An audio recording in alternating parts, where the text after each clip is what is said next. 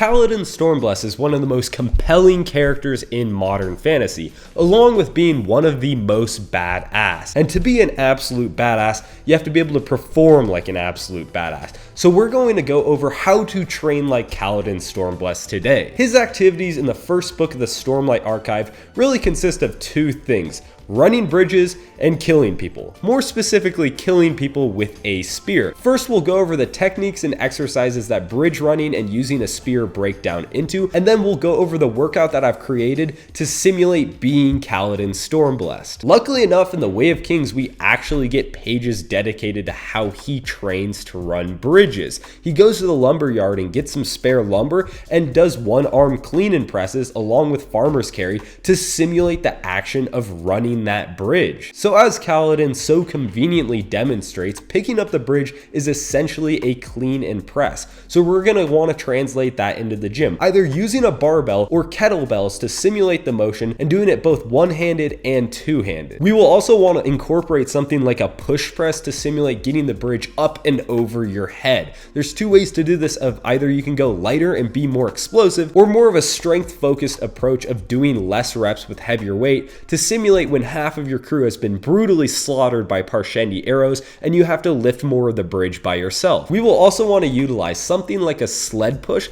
to practice pushing the bridge over the chasms. For added realism, you can have somebody throw stuff at you so you can practice dodging arrows along with it. The most brutal part of the bridge is most definitely the cardio aspect. The endurance needed to run miles on miles with a load upon your shoulders is insane. I absolutely could not do it, and I am a pretty fit guy myself. Practicing long distance running will be essential. You can incorporate short breaks in between to act like the army is crossing the chasms, and slowly over time you can gradually progress with more distance or a weighted backpack to simulate having that bridge on your back. I would not suggest adding weight to long distance running for the majority of people. I for sure cannot handle that, but if you are an experienced runner and want a serious challenge, go for it. Now, once we're up and running with the bridge, we have to be able to hold it in place and also maneuver it. Core strengthening exercises and being able to maneuver the bridge for survival techniques,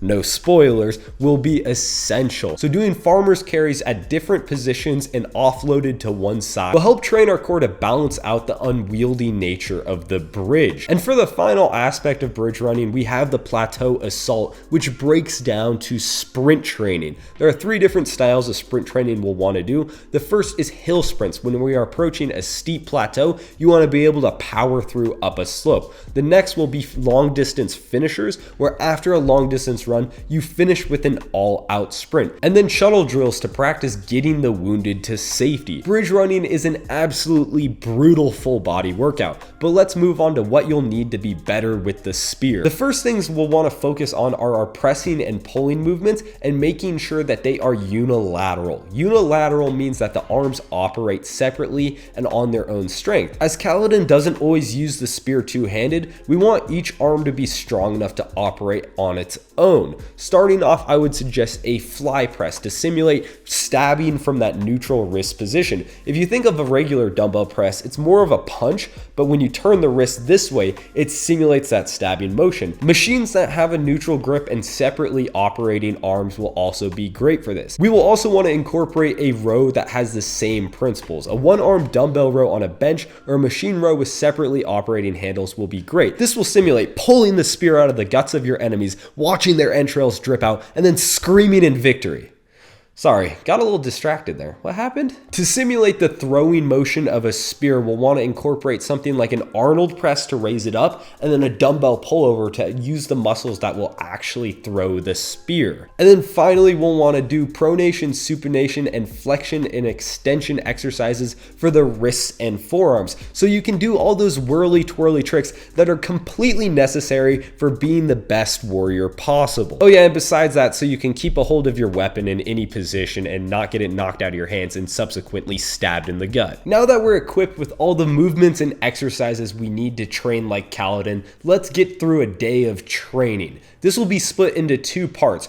First, we'll start off in the war camps to do our weightlifting and spear training, and then we will do a simulation bridge run. This will be circuit style because of the nature of picking up the bridge, putting it down, pushing it across, and then having to pick it up again. So this will be a brutal workout split between both the weight room and then the track. Let's get into it. Starting off with fly press and one-arm dumbbell rows, both for 3 sets of 8 to 12. This is your spear work of thrusting and pulling it out. You want to emphasize the extra range of motion, like when you're extending to reach an enemy farther away and going deep on that fly press. These exercises are amazing and are great for overall upper body development. That fly press works your chest, shoulders, and triceps, and then that one-arm dumbbell row works your biceps, your lats, and your upper back. Our next superset is push press, either 3 sets of 5 to 8 or 3 sets of 8 to 12. If you go heavier, you're focusing on that strength in that 5 to 8 rep range,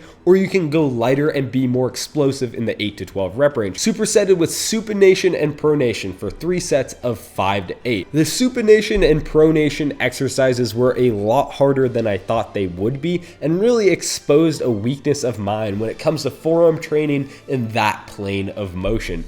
Go with a lighter weight than you think and really control it so you avoid hurting your wrists or your elbows. Our final superset are dumbbell pullovers, 3 sets of 8 to 12, and wrist flexion and extension, 3 sets of 12 to 15. Those dumbbell pullovers are to practice that spear throwing motion, and the flexion and extension to practice strengthening the wrist in another plane of motion. And now that we're done with the training, we're on to the real thing, the bridge running simulation, kicking it off with a 400-meter run at about 80% speed. We'll then follow that up with 10 reps of kettlebell clean and press with both arms. And at the end of that, you want to hold the kettlebells up at your shoulders and do a 30 to 40 meter farmer's carry. This was brutal on my upper traps and back. Definitely something I'm going to be implementing when it comes to building those muscles, are just those heavy carries. I did not realize that my isometric holds were so weak compared to my contractile movements. This was a lot more tiring than I thought it would be, going from cardio movements to weightlifting and then back to a combination of both. But luckily now we get a rest as the army crosses the bridge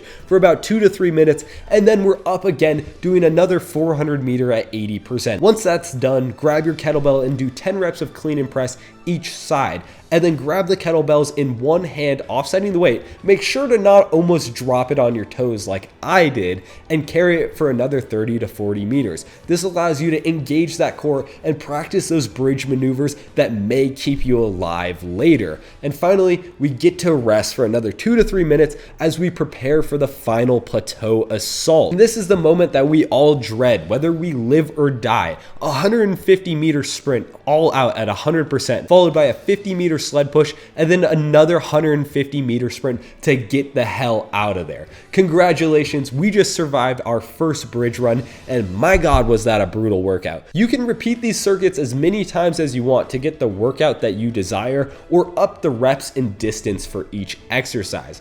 I was beat after this. The combination of that cardio and the running with the 400s and the sprints, along with the weightlifting with the kettlebells immediately afterwards, just showed me how brutal it must be to be a bridgeman. I do not envy Kaladin or any of the guys in Bridge 4, along with the thing that you might die almost literally every time you go out and you're in a slave camp and you're literally doing this for a war for profit. Yeah, besides that, it's just tough to really run bridges. Let me know how the workout goes down in the comments section below, along with what characters you want me to do this series for. I'm open to suggestions, as I had so much fun making this video. I really want to make another one.